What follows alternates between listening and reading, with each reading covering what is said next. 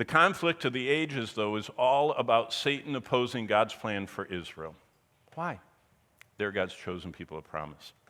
That's why there's no nation on earth that has been so pursued and hounded and hunted and tried to be exterminated and can't be exterminated because God picked them. And so right now, Israel has had more resolutions against them in the United Nations than any other topic. I mean, nothing else gets as many resolutions as Israel against them. I mean, not trafficking and not genocide and not, anything. They're condemning one thing in the United Nations, Israel. Why? They don't know why. They just don't like them. And we know why. It's part of Satan's plan. Well, look what happens.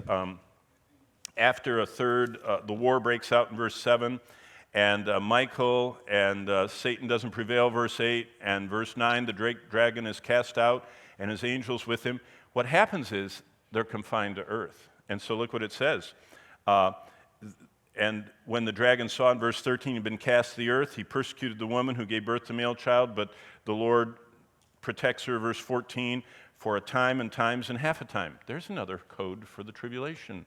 Half of it. Time, that's a year. Times, that's 2 years. Half a time, that's a half a year. That's 3.5 years. Remember I said it's an alphabet that comes in many forms? The final week, the midpoint of the week, 42 months, 3.5 years, 3.5 years, 12, 160 days, 12. And this one is called a time, times, and a half a time. And then great things happen. The serpent, verse 15, that's Satan spews out water. That's like a giant army, a flood after Israel, the woman. But the earth, verse 16, helps the woman and opens its mouth. See, I said this is better than science fiction. Satan sends some armies of the world to pursue and destroy Israel. And just like we saw with Nadab and Abihu and all that stuff, the rebellions in the wilderness. And you remember with Korah, and they were all rebels, and they were standing there, and it said the earth opened up and swallowed all of them and shut. Happens again.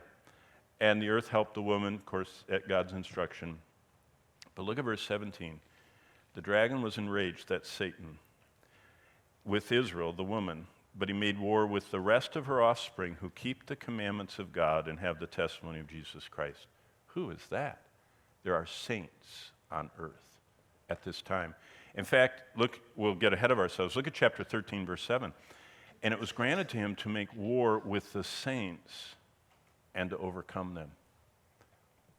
Overcome the saints? Satan? I thought greater is he that is in us than he that is in the world. Yeah, but God does have in his plan at times for us to suffer and even become martyrs, as we saw back last week. So God displays saints that overcome. It does say that they overcame him and they overcame him, where does it say that? With the blood of the Lamb and their testimony. Verse 11 of chapter 12. And they overcame him by the blood of the Lamb, by the word of their testimony, and they did not love their lives to the death. They overcame him, but they still got martyred.